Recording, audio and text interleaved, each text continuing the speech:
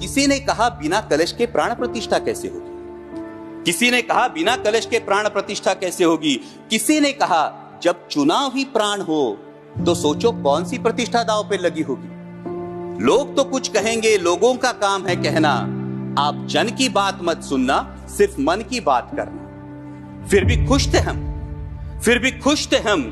500 साल का सपना जो पूरा हो रहा था, हमारे अंदर का हिंदू भी पूरी तरह से जाग गया था।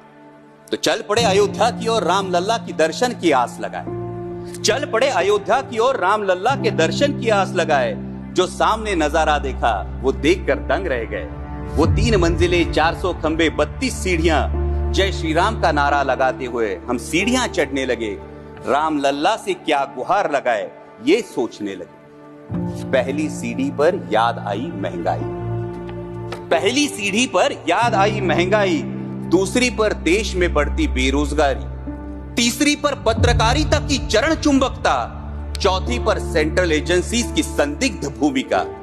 हर सीढ़ी पर कुछ न कुछ याद आ रहा था, हर सीढ़ी पर कुछ न कुछ याद आ रहा था।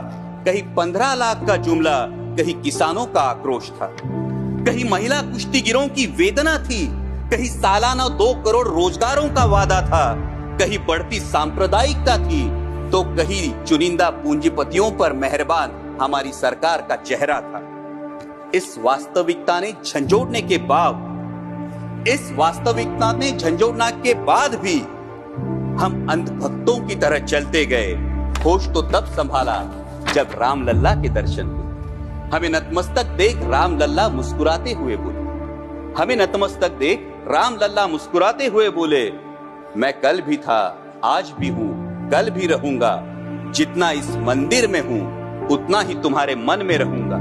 लेकिन याद रखना हमेशा, लेकिन याद रखना हमेशा, मैंने त्रेता युग में रामराज जलाया था, तुम कलयुग में जीते हो जहां संविधान ने गणराज जलाया है। धर्म समाज का किनारा जरूर है, धर्म समाज का किनारा जरूर है, लेकिन देश एक बहती धारा है। किनारे को धारा के बीच में लाया तो प्रवाह अड़ जाता है, प्रगति के पथ से हट जाता है।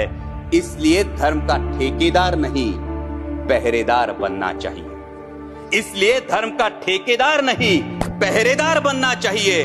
तुम रहो न रहो, वो रहे न रहे, ये देश रहना चाहिए, देश का संविधान रहना चाहिए, देश का लोकतंत्र रहना चाहिए, ये देश रहना चाहिए।